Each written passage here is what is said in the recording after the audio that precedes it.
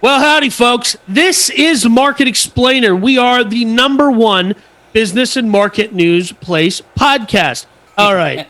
Before I jump into our first story, I want to tell you about our sponsor for this segment, and that is Acre Gold. Meet the new and timeless store of value. 2.5 grams is an excellent weight for the seasoned veteran collector and investor in gold or the first-time buyer. Has a modern design and a mirror-like finish. You can click the link in the description down below. And you can get your first gold bar from Acre Gold. You pay a small, reasonable monthly fee. It stays steady. And when that monthly fee accumulates and becomes enough to where you can get 2.5 grams of gold, they send you the bar. Great way to invest in gold. It's something that I believed in. I'm not saying that the entire economy is inflating and the bubble might pop, because I can't say that because I'm not a financial advisor. Right. I'm just a lowly self-taught economist. And, lumber's only up 400%. So, Well, it's screaming down now. But yes, yeah. I like that they send you the gold. That's what makes the company unique to me. It's not just a fiction of your imagination of It's not gold a paper sitting investment. Yeah, exactly. And it's something that both of us actually agree on, right? Which is like, hey, you should have, So, this first story is something we do not agree on. No, we do not. So, let me just give, first of all, this is a watch story. So, as a watch guy, I have to tell everyone in the watch community today I'm wearing my Glycine Combat, Airman Combat Sub, lovely piece.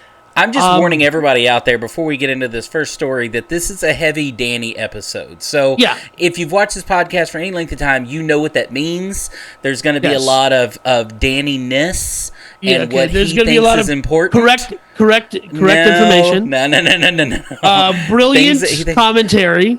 My first evidence as Exhibit A is this first story, which contains two of Danny's favorite things. First being watches, as you were showing everybody your watch, and two, really, really scammy people doing scammy things and acting scammy. First of all, let me give a quick explainer.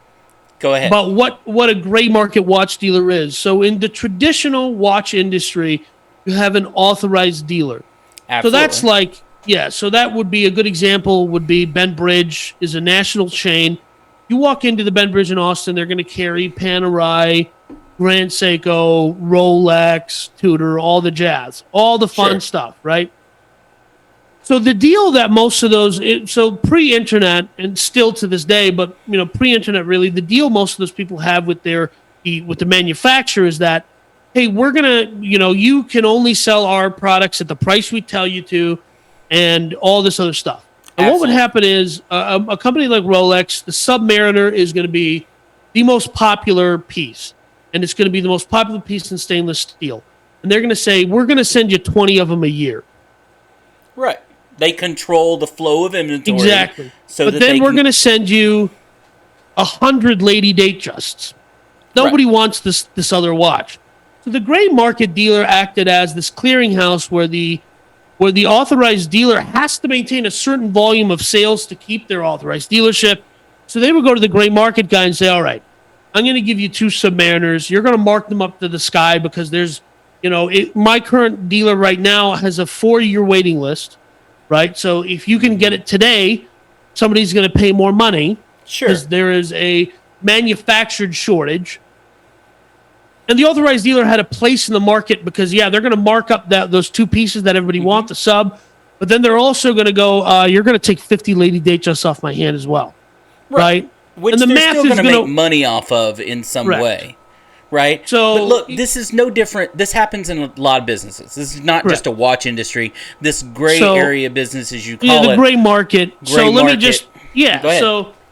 So this first story is about a gray market dealer in Dallas called Timepiece Gentlemen or Gentlemen Timepieces. Can't really tell because they have both Instagram handles and their YouTube channel is called something different than their business, but they use the exact same 2 words, so it's a little... Yeah, Timepiece Gentlemen Timepieces, Vaccine to me. So 4 weeks ago, and this company has had a meteoric rise since 2018. The gray market now looks a little different than it used to. Okay, Rolex meteoric rise is a wrong word. I would propose that their meteoric rise is as much of a part as their scam as everything else. They have a perceived meteoric rise. Okay, the guy went from selling a handful of timepieces out of a right after getting out of a halfway house, sure, to doing just shy of $10 million in revenue last year. That to me is great. Like, God bless, right? Again, you realize all of these numbers you're throwing out are numbers coming from them. And this is what I mean about sometimes where, okay, this is a very Danny story. All of these numbers that he's using are numbers that are coming from these people, which are con artists. They are con artists. Will you just let me finish explaining the relationship between the gray market? Yes, go ahead. You keep talking, and I'm trying to explain to the people what this is so we can even talk about the story. All right, go ahead. Okay. I think you've already explained it, but go ahead. Okay, but no, there's still but in the modern era, a lot of the big watchmakers clamp down on that activity. So what's happened is the watch retailer will go to me, the customer, and say, hey, listen, you want this steel Daytona? Great. Buy a gold watch and 2 Lady Datejusts. And a lot of people might go, well, yeah, I want the gold watch. I'll buy that, and I'll get the steel one that I want too. But then I got these 2 other watches I don't want, so they have to go, and they'll go find a dealer, and the dealer will buy it, and they'll buy it at an inexpensive cost, and then they'll mark it up. And and then another business that they're in is a lot of guys who collect watches. You know, they'll have a budget. Let's say they got a $50,000 budget, but it's a rotating budget so they're buying and selling and buying and selling. So they get experience of the totality of owning a different kinds of watches. So that's where guys like Anthony Fair and his business partner and Timepiece Gentlemen come in. They act as a middleman. They, let's say I'm buying a watch from a stranger. They'll step in and say, okay, this is an authentic piece. The box it comes in, the Rolex box is authentic because they sell knockoffs of those that are amazing, actually. The card is good, all that other stuff. So this watch business sprouted up, like I said, a meteoric rise. They have, 100 plus, they have a huge YouTube presence. I watched a lot of their videos. And they do what a lot of people perceive to be a PR stunt. And they even explained that this was a PR stunt. They turned off all their social media, close down their office for a week, pretend to scrape off the name on the front door, and at the time they had inventory from customers, probably millions of dollars in cash, inventory, all this stuff, and one of the co-owners of this business is a former felon, and so people are looking at this in the watch community, and they spend a whole week speculating that these guys did a runner and ran off with people's money, and they just did a crowdfunding campaign where people gave, I think it was $1,000 or $2,000. $2,000. It was $2,000 to be a part of a special club where they would sell watches to you at wholesale prices, all this other stuff. And they were only going to allow 1,000 of them. So they made $2 million bucks right there. Yeah. And right after doing all of that, they do this stunt. Now they come back with the video. This is where this story, I think what we're going to talk about from. Yeah. Yeah. So they do this PR stunt. All of their social handles go down for a week. Their website comes offline. They're not posting a new YouTube video. And at the end of their last YouTube video, the main co-founder, who looks like he spends most of his life at a gym, says, I don't want to deal with this anymore. And he walks out the door. And it seems unprofessional. And he's just like, whatever, forget all this nonsense. They come back to the internet the next week. And they say, we got you. We were out doing all of this good charity work in Dallas. But in the interim, in their splice between all this good charity work, they developed this accusatory tone where they go, you guys called us scam artists and all this other stuff. And instead of going on the internet and wasting your time, you could have been doing charity work like us. And that's where I step in and go, hey, man, you built an entire business out of a halfway house because of the internet and social media. It gave you everything. And now you're lowering your pants that are way too tight and defecating in the mouth of the consumer that has given you this auspicious position. Because it's a scam. It's all a scam. It is a scam. You can be a scam and be a business, right? I mean, you're talking about what a gray market dealer is in the grand scheme of business and explaining that, and thank you for doing that. But these guys only slightly fit into that category. They are consignment store for watches, yes. Right? Mainly a consignment. But here's the deal. And the video that we're basically justifying the story on, it was called The Timepiece Gentlemen Scandal Revealed, is the video they posted a little over. It's gone. And the reason it's gone is because of all the so-called charity work that they talked about during that video. I went and watched this 1 hour piece of absolute narcissistic garbage. Scam. Did you watch it? Did you watch it before? Yes. And it's red flag after red flag of what a con artist, like straight out of Con Artist 101, blaming, like you said, their clients for not believing in them, blaming the consumer. Oh, everybody came out of the woodwork and said what a scam. Yeah. He's like, oh, even people we thought we've dealt with for years that we thought were behind us, just all of a sudden used it as an excuse to jump on. You created this environment. You are scam artists. And here's what, here, look, all the con artist stuff to the side. So when he says, so when the big man says scam artist or con artist, I don't know what you mean, but let me define it. I don't think they're lying about the watches that they're selling. I don't think they're lying. Like, I think everything in that regard. But I think that, like, trying to pull a PR stunt of this nature, it's one thing to pull a stunt on people, and I don't know.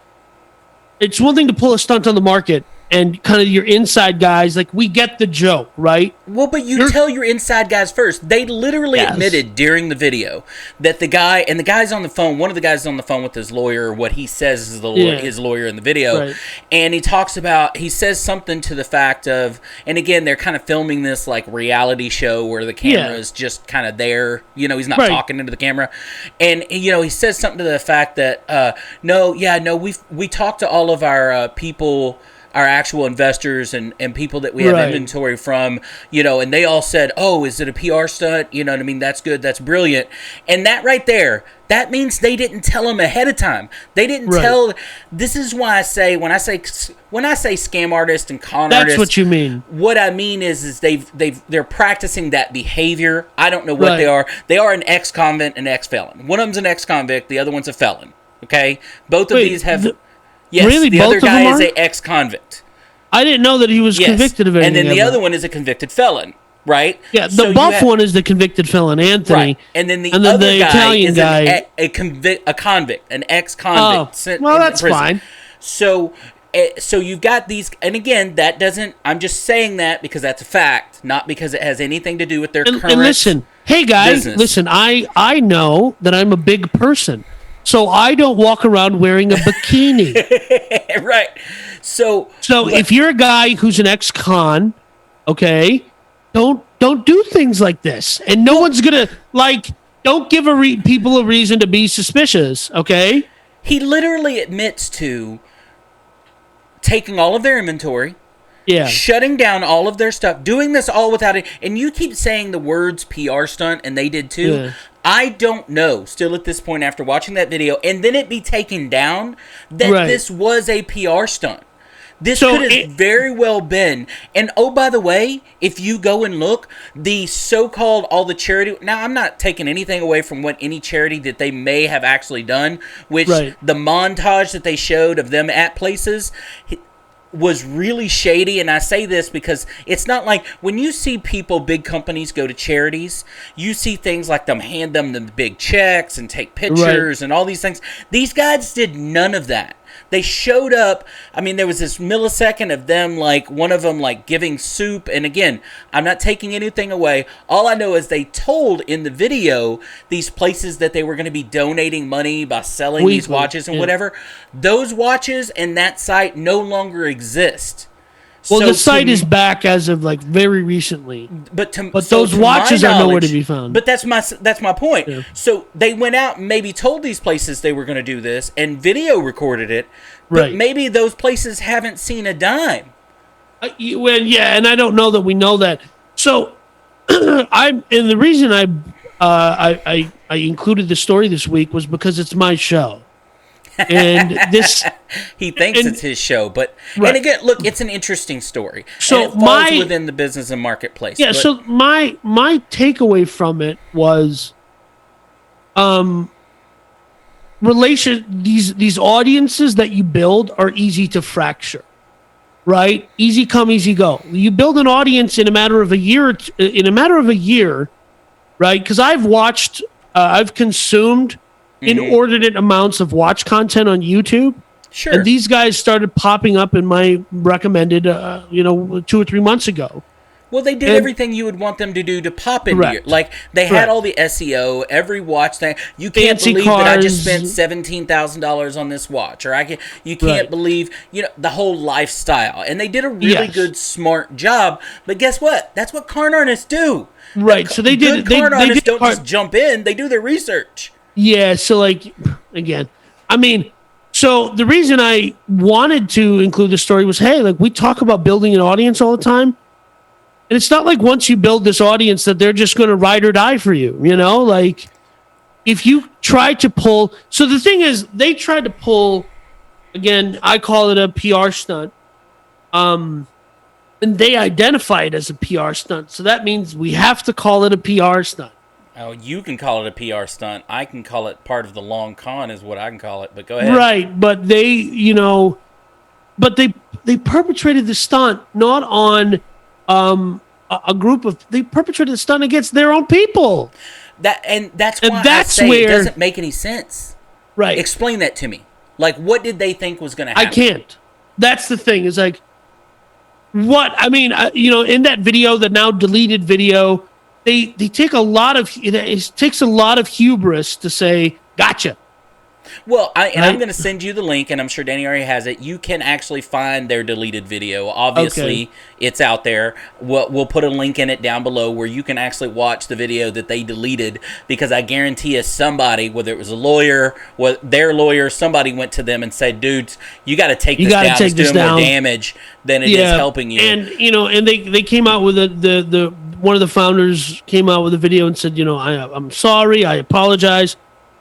And... he didn't, and in the video, in that second video, in his apology video, he acknowledges that he just took advantage and he didn't realize. And what I think is, here's what I really think. I don't think he realized. He just thought that these people, the people who watch his YouTube videos and buy watches from him, were just going to be there forever, and he just took them for granted. And he figured out that that's not true, and they will leave him. And they will give him the middle finger. And again, I'm going back to my earlier example. I'm a big dude. Yep. I don't run around in a bikini because nobody, including myself, wants to see that. Okay? I don't. And look, I fall in that same category. If you're an ex-felon, don't abscond with tens of millions of dollars of inventory and investor money in a PR stunt. Trying to do a runner people thought you ran with the bag. Funny. Nobody's gonna find that funny. Okay? Nobody, and that's the thing. Nobody thought it was funny, and it wasn't intended to be funny. It was intended to be I'm gonna get people outraged, and then I'm gonna take their nose and I'm gonna stick their nose in their own outrage, and say, "Why are you outraged? You could have done charity instead."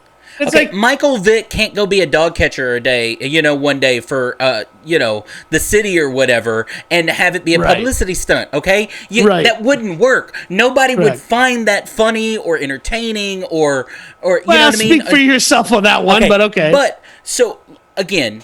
without knowing what these guys thought was going to happen, which, again, I'm siding on the fact that it very well could have been they were trying to run away with the money. No, I think this all started in their face. Up. But I think this started in their face. Yeah, you also have... Look, who are the people... And again, we don't always know this, but we can use some conjecture here. Who are the people doing business with these guys anyway? Right? They're shady people, right? Scammy people have a tendency to do scammy things with other scammy people. I don't think that their customers are shit. Okay. Not all. I'm just saying, right? You just alluded to it earlier. Part of the whole gray market business, the Rolex making that deal with whatever supplier here in Texas they have, AVs. They don't want you to do these other things, and there's a reason, because shady things happen in shady areas, right? So look, it's mostly about I grew up in protecting their South brand Dallas. Okay, if there was something shady going on, it probably was something shady, and that shady was connected to something else shady. Okay, so my point is if you're a scammer. Right. This good old school mob mentality. You don't trust anybody. And if you're doing business with somebody you don't trust, you can guarantee they probably don't trust you either. So you have two scammy, shady guys doing shady business, and you think their clients are a whole bunch of straight up people? No.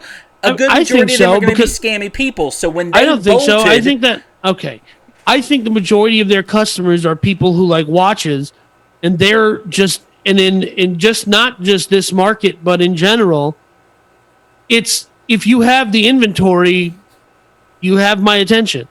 Okay, and this is my point exactly. And Danny doesn't realize that he's making my point, and hopefully y'all watching does. Danny, y'all know, loves a scam.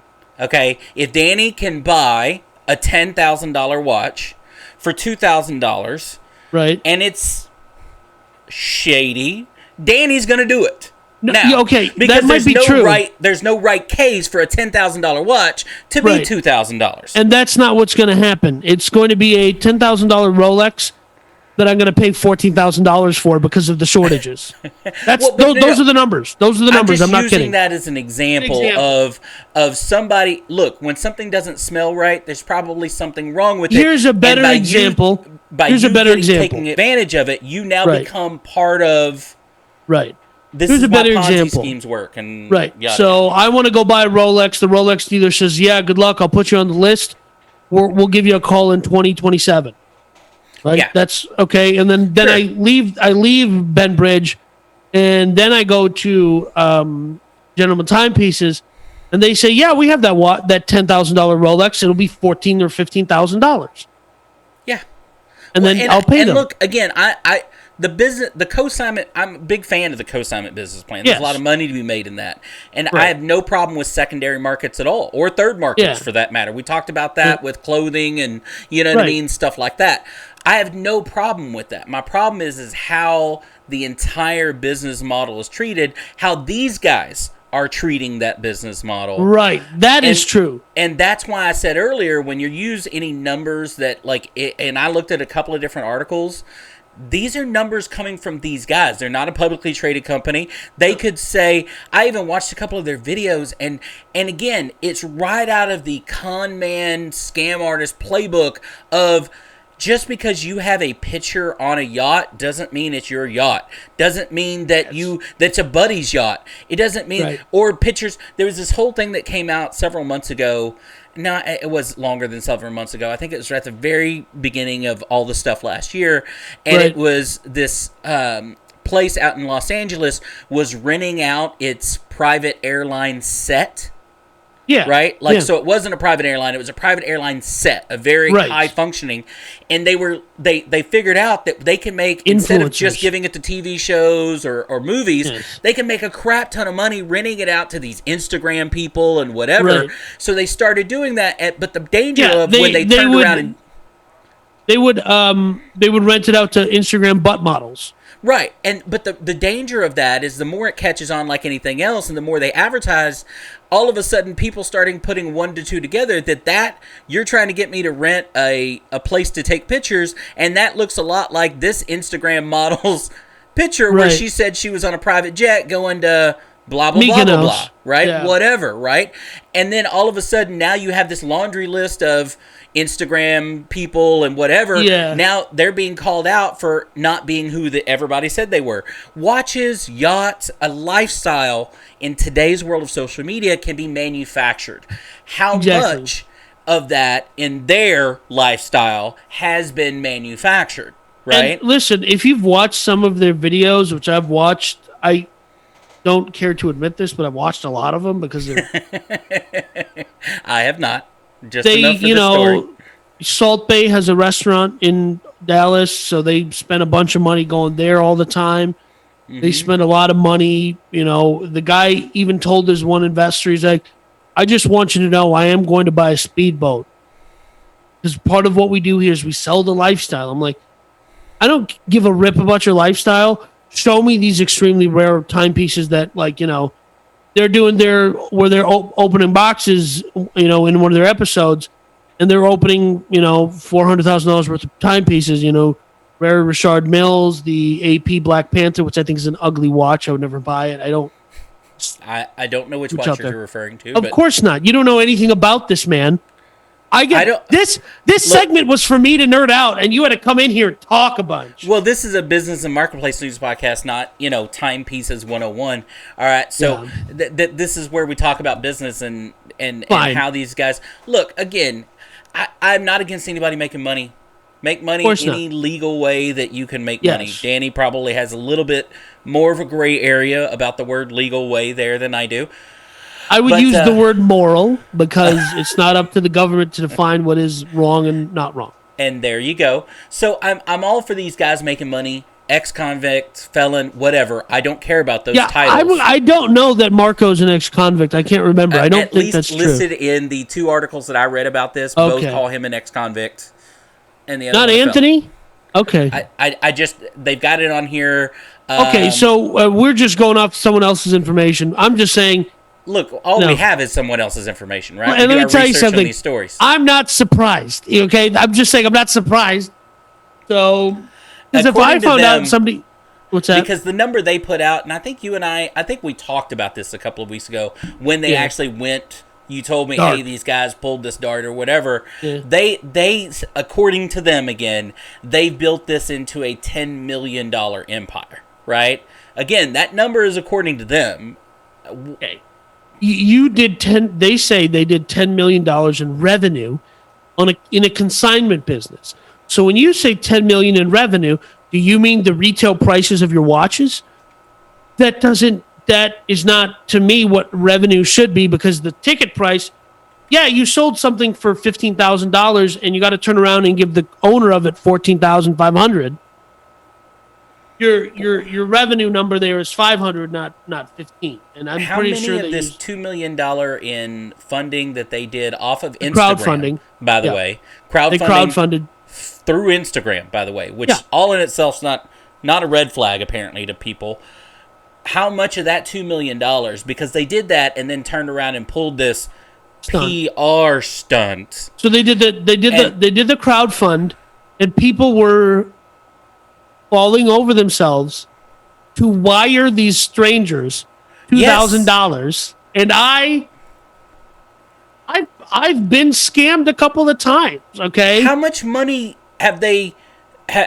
How much value? Let's reverse this, because people can spend money on whatever they want, right? How much value have those 1,000 people since joining this inclusive club? Right. How much value has been returned to them? And legally, it's probably, legally speaking, probably zero. Because they crowdfunded on Instagram with no contracts, probably these people probably didn't even receive an email saying, hey, here's what you get. Right. For this $1,000, right? I mean, so there's probably zero recourse for these people to get their money back if they have received no value. But what if they spent a week where nobody could get a hold of them, and now that they're back, they've spent the time and money to create a video that flopped, right? And their reputation, in my opinion, is done. And the other thing too, I did want to mention this: the ripple effect of these guys doing this created an awareness in the consumer that, like, oh wait, they can just run off with my stuff, and other extremely reputable gray market dealers who aren't remotely shady, who have been in the industry for a decade plus and then went out on their own. Because if you want to go out on your own and start a watch retailing business, your only option is going gray market at the start. Mm-hmm. And these are guys who have industry stalwarts, well respected, zero concerns about their business. Said, I had a bunch of consignment guys not list with us, and just decided to try to sell it on their own on eBay or something. Because this other group that I have nothing to do with, who we just have videos on YouTube at the same time, that kind of had blowback on strangers. And for that, like, if I was a chef at a restaurant and somebody got sick from one of my recipes, I would feel awful. And this is kind of like the chef shared his recipe with the restaurant down the highway and said, hey, you guys have this recipe too. They didn't even make it. But just the fact that they both had the same recipe, they're like, now we're sick, Well, and so so at the very least, and I'm going to say this as the big man, not as the Market Explainer podcast. Sometimes we have to speak for ourselves. These con men have now accumulated at least $2 million. Now, they've obviously done some business in the last year. I doubt it's anywhere near what they're claiming. But they've done some business. Okay, I think that they use very... I think they probably have the same bookkeeping practices as Enron. Okay, but my point is they have now within at about a year now have accumulated millions of dollars off of conning people that they're going to have to be legally responsibility to give no one any money back, and can walk away now with this bad reputation as millionaires that they just conned out of people legally. And that because they've ruined their reputation. I'm not sending a watch. Not that I would have in the first place, but I wouldn't if I had high-end watches. I wouldn't. Look, this happens on the low end. We're talking about this because it's watches, and watches, obviously, Rolexes and high-end pieces can be worth tens of thousands of dollars. Hell, even millions of dollars in some cases. Hundreds of thousands. Okay. That one piece that I mentioned, the AP Black Panther, I think it's a $250,000 piece. It's probably going to sell for $400 when they're done with it. Which is talking, but this happens on the low-end side, consignment shops closing down. People, when you say consignment shops, people think of furniture, right? And clothes and things like that. This happens on the low side all the time. I have seen it happen throughout my life all the time. Small businesses that are co-signing things from other places, and then they shutter their doors one day because they couldn't keep the doors open, and then all the inventory goes missing. But nobody's going to file a police complaint over a $250, whatever. Yeah. But for $250,000, absolutely, you know what I mean? I might have a problem. They are. Yeah. So again, I think this was a tone deaf. If it was a stunt at all, it was a tone deaf stunt. Right. That failed on its face, that's going to end up costing these guys their business if they wanted it to continue. On the opposite side, that's at the best case scenario. The worst case scenario is these guys were really trying to run away with millions of dollars, realized very quickly that they weren't going to be able to do it, and this is their cover-up, which is an awful cover-up. Right. I think it's the first one. And I also think that there could be a potential that they said, hey, we can't run away with the thing, but we can crater the business, right? Sure. Well, they still have the $2 million that they raised from all these people. They're going to get no value, right? That is the business that they. Yeah. I bought a discount coupon for a company that no longer exists. What do you want me to do with it? Yeah. You see what I'm saying? Because that's what the $2,000 was for, so that you could get a deal on the inside track of these watches. Right. And if that company shutters, which I don't know how it could continue to exist at this point. Well, it looks like they're, they put out another video, their normal video this week, and it looks like they're gonna keep on trucking. I don't know if that, what that entails, but who's gonna let them sell their watch? That's the thing.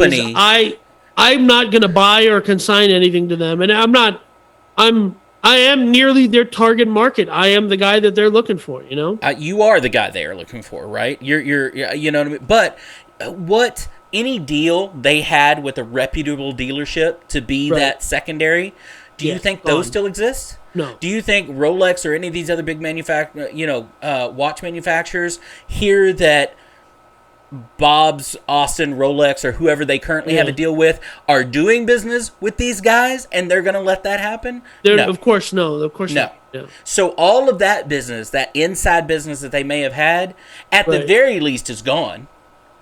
Right.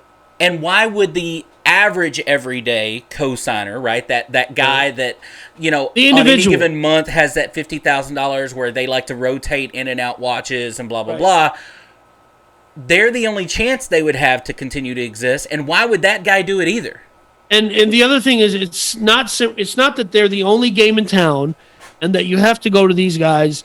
It's that there's 10 other guys doing the exact same business on YouTube, and 5 of them are backed by massive, wealthy jewelry consignment or jewelry companies, and the other guys are backed by 15 or 20 years industry veterans that used to work for huge retailers, that used to work for directly with the watch manufacturers.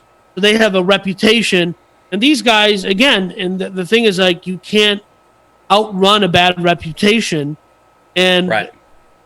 And it's not that they. And here's the thing: not at this when level. it comes to.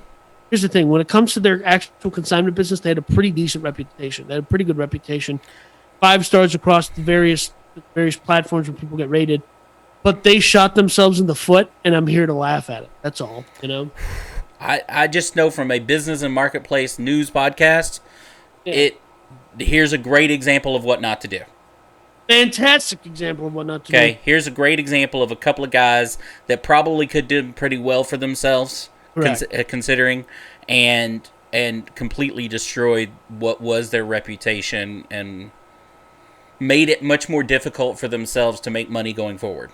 Well, I don't know what's going to happen to these guys. I wish them the best of luck. I get the distinct impression that I might be buying a mattress from one of them sooner than later because they're going to be selling mattresses in the future.